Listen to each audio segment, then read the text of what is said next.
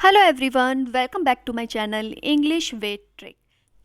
देखिए, Q letter तक हम लोग ईडियम फ्रेजेस अपने ख़त्म कर चुके हैं। आज हम स्टार्ट करने वाले हैं आर लेटर के ईडियम फ्रेजेस से। तो अगेन फर्स्ट नंबर से स्टार्ट करेंगे। देख लेते हैं क्या है फर्स्ट नंबर का। फर्स्ट नंबर का है rise to the occasion. Rise to the occasion का मीन्स होता है to act as the occasion demand. मतलब जैसा आपका ओकेजन यानी कि अवसर की मांग जैसे होती है वैसे ही हमें उसी के हिसाब से कार्य करना चाहिए। ठीक है, एग्जाम्पल देख लेते हैं। देखिए, to face critical situations boldly you should rise to the occasion. गंभीर परिस्थितियों का साहसपूर्वक सामना करने के लिए आपको अवसर की मांग के अनुसार ही कार्य करना चाहिए। अब देखिए पिक्चर देखिए, ये जो व्यक्ति है, ठीक है, यहाँ पे इतने सारे ऑब्स्टिकल लगे हुए हैं। ठीक है, अगर ये कूद के पार नहीं करता है तो ये क्या पार कर पाएगा? नहीं। इसको जो ये सिचुएशन है इसके हिसाब से अपने आप को परिवर्तित करना पड़ेगा, उसी हिसाब से कार्य करना पड़ेगा। ओके, आई होप समझ में आ गया हो। नेक्स्ट देख लेते हैं। नेक्स्ट है हमारा सेकंड नंबर का। क्या है सेकंड नंबर का? Run short of. Run short of का मीन्स होता है शॉर्टेज यानी कि कमी। किसी भी चीज़ में जो कमी होती है, जैसे मानिए यहाँ पे बहुत सारी चीज़ें नहीं है ना, अब किसी को कुछ चाहिए हो लेकिन उसकी क्या है भाई, शॉर्टेज है, वो अवेलेबल ही नहीं है, तो वही क्या होता है, शॉर्टेज यानी कि रन शॉर्ट ऑफ। जैसे आपने देखा होगा कि जब कोरोना का वक्त आया था तो जो सेकेंड वेव थी उसमें ऑक्सीजन की बहुत ज़्यादा कमी हो गई थी। मतलब जो ऑक्सीजन के सिलेंडर थे ना, उनकी बहुत ज़्यादा शॉर्टेज हो गई थी, तो उसके लिए हम यूज़ कर सकते हैं रन शॉर्ट ऑफ। अब एग्जांपल देख लेते हैं। देखिए, these days due to some financial crisis my friend is running short of money. इन दिनों कुछ वित्तीय संकटों के कारण मेरे दोस्त के पास क्या है भाई, पैसे की कमी हो गई है या पैसे की कमी है।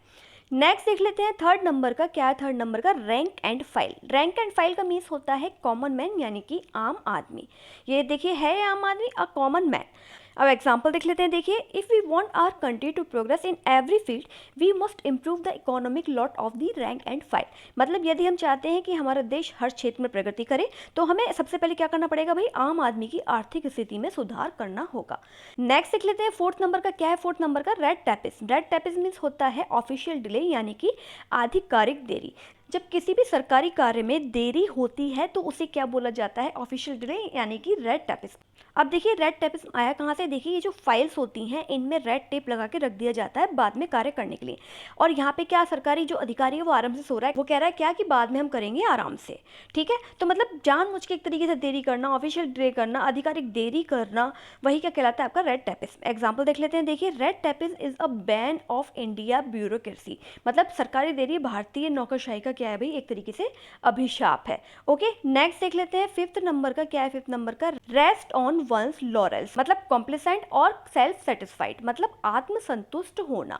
अब ये देखिए देखिए ये क्या है, एक लॉरेल क्या होता है, एक तरीके की ये पत्तियां होती हैं। ठीक है, अब इसमें जब आदमी आराम से लेटा है मतलब एक तरीके से आत्मसंतुष्ट है। ये बहुत ही शाइनी लीव्स होती हैं, मतलब एक तरीके से कंफर्टेबल होकर लेटना। एक तरीके से आप कह सकते हो कि भाई उसके पास सब कुछ अवेलेबल है, उसे किसी बात की चिंता नहीं है, इसलिए वो आराम से इसमें लेटा हुआ है।